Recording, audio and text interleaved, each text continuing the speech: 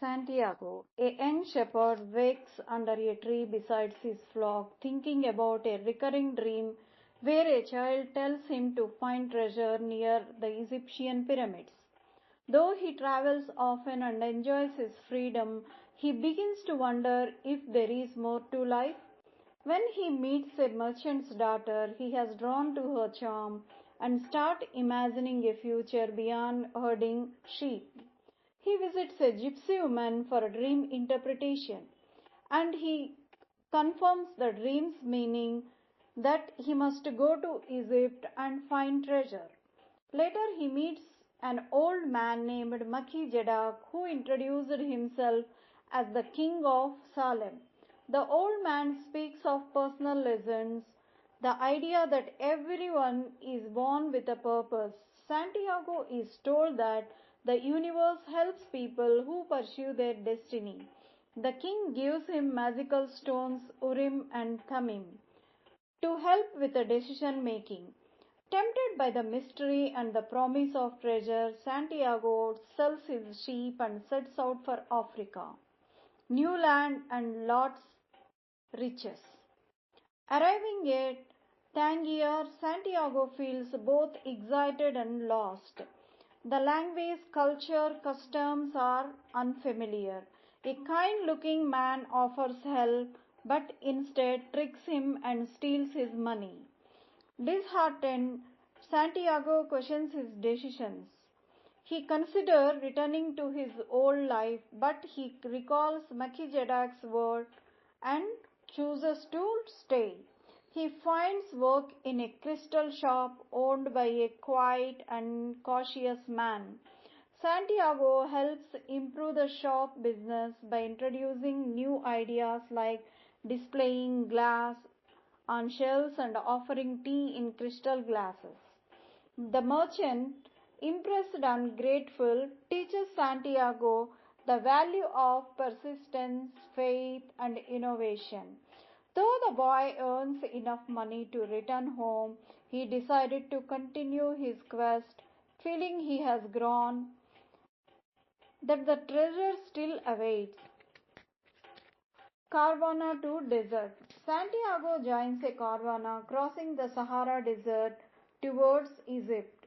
Along the way, he befriends an English obsessed with alchemy who teaches him about the philosopher's stone and the exilate of life.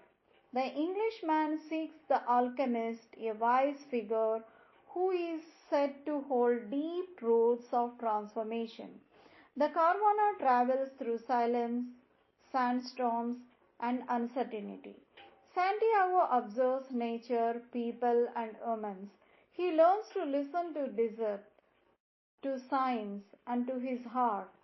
Conversations with the Englishman sparks his curiosity, but Santiago remains focused on his own journey.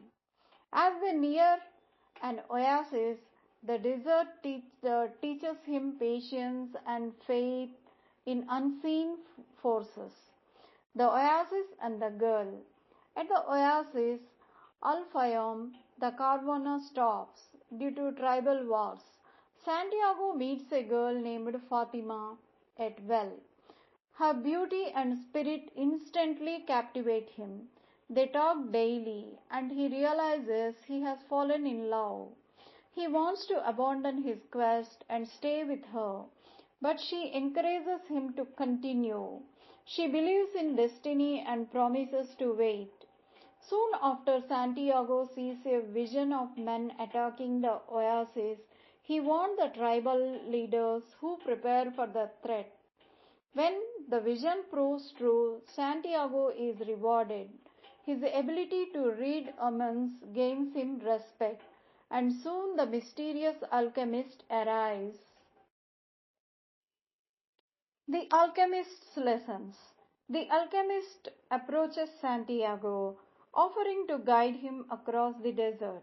Their journey is full of danger, but the alchemist teaches him powerful lessons.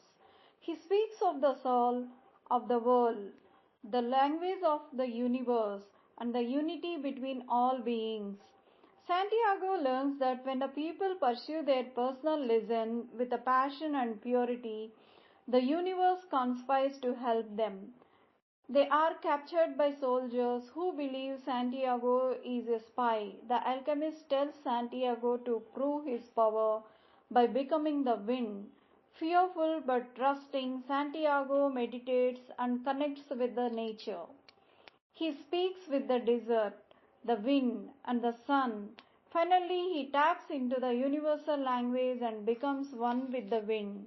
Astonishing the soldiers, they let him go, and Santiago's confidence deepens. The pyramids and the revelation. Near the pyramids, the alchemist bids farewell, saying Santiago must discover the treasure alone. Santiago climbs a dune and finally sees the grand pyramids. He weeps in awe and gratitude. The night, as he digs for the treasure, some men rob and beat him.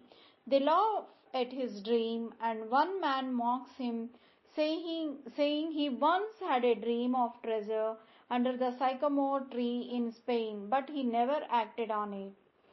Santiago realizes the truth.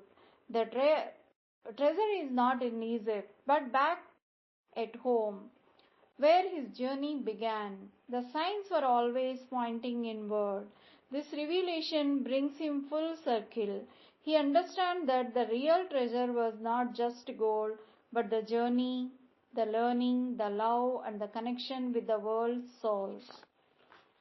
Santiago returns to Spain and digs beneath the sycamore tree, where he finds a dream.